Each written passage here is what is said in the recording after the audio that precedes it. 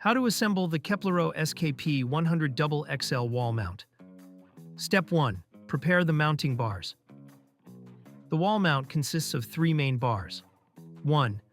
Attach the provided spirit level to bar 1, the main horizontal mounting bar.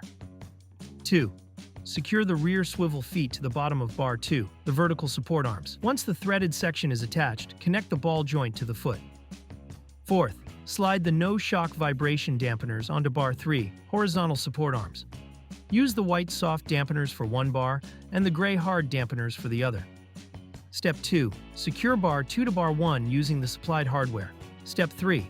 Mount the frame to the wall. Use the included hardware and spirit level to ensure it is level and secure. Step 4. Attach the support arms. The bar with the soft white dampeners should be installed on the fan side of the unit. The hard gray dampeners should be on the motor side, using the provided hardware. Attach the support arms.